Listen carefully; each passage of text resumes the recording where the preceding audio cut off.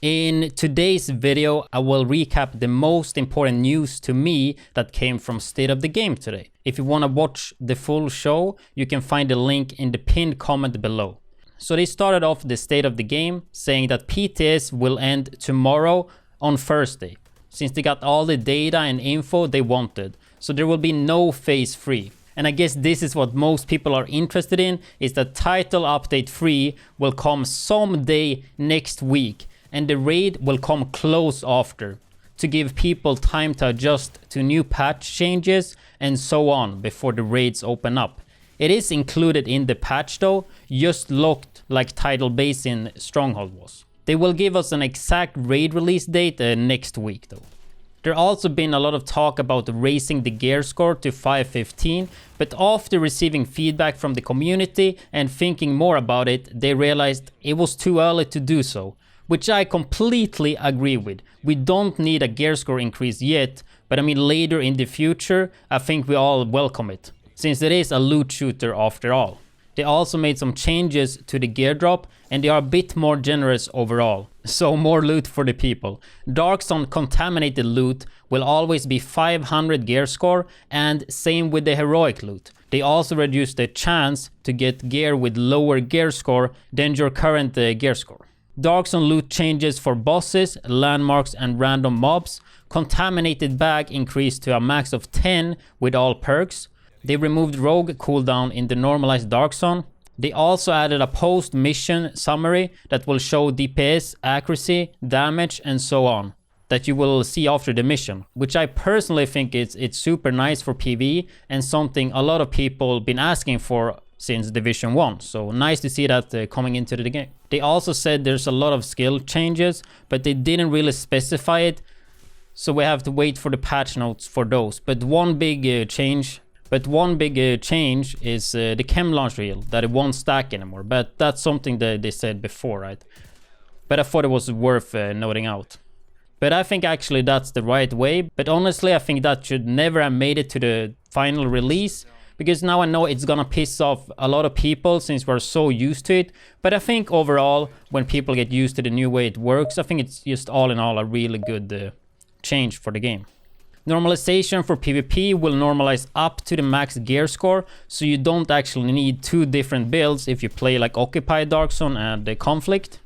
Since it used to lower your attributes, but now it will just go max like your normal gear, right? So that's really good. And that's something I did talk about before. I tweeted about this and I got a lot of people talking there. And there was a lot of people that didn't like what I said, and some devs did reply and say they didn't want to do it that way. But now it's actually in the game, so I'm really happy they understood how much better this will work for this RPG game. So yeah, really happy with that. Then they are adjusting the PvP modifiers to make time to kill a bit tankier. Skill damage increase as well, and Occupy Dark Zone will have its own damage modifier. So hopefully they find a good balance here. Honestly though, if it's still the same as phase 2, I'm pretty worried about the meta, but I guess we will wait and see. And I guess something else worth noting, crafted exotics will now be crafted at max world tier score, so no 490, you will get them at 500. Control points difficulty level are swapping name, I think, from rank 1 to 4 to like normal to heroic, to not confuse players, so everybody actually know what the difficulty the NPCs are, right? And I think all of this is kind of what I wanted to talk about. There is more stuff that they talked about, but I honestly think this was the best, and I didn't want to do too long of a video. If you do want to check the full State of the Game, you can do that at their official Twitch, which is the Division game. But anyway, that's all for this video. Hope you guys enjoyed the video, and see you guys in the next one. Really, there's more there?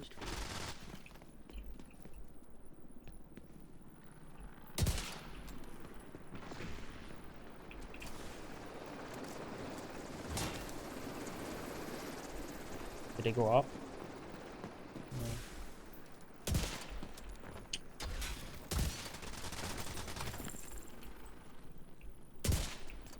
So much. My flicks are not on point, dude.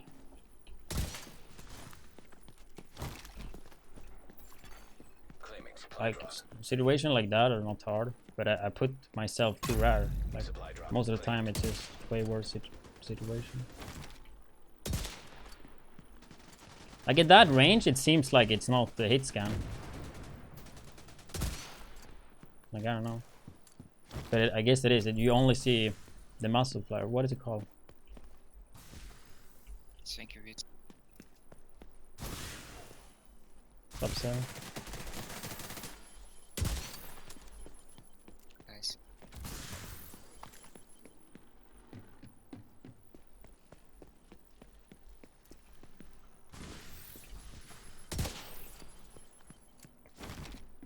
They are fixing Optimist though, so every time like you see a bash, they are gonna fix that so you don't have to bash to cancel.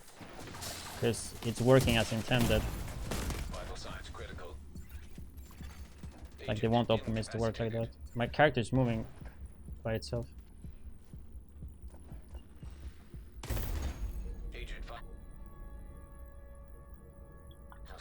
Seater is the new FAMAS. Seater is bad. I don't know why people think Seater is good. You either, like, if you want to play the best gun, you either play P4 or you play FAMAS. P4 for the best, like, it's just the best AR. If you want to have the best burst damage from AR, you play FAMAS. I mean, obviously you can play whatever gun you want, but if you want to play the best, those are the best on paper.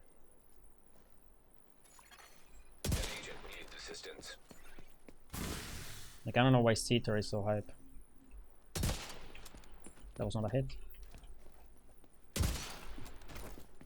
Trying to come close and hit fire me. What is LMG? Denied. No, our clan is folded.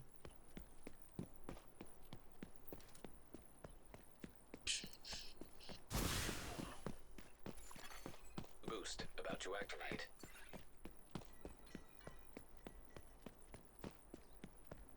Crit doesn't do shit. It only affects SMGs. And I think SMGs should be the only gun like that's like that could be like okay or good with the hip fire, right? But yeah, LMGs.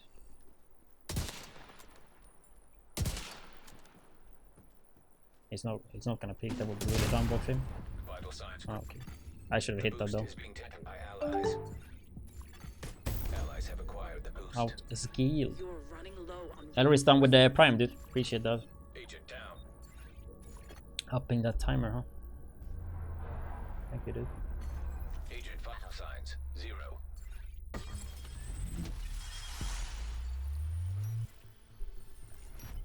You won. Well done. Yeah, but P4 is still better. People just like it because they have a higher rate of fire. That's literally it.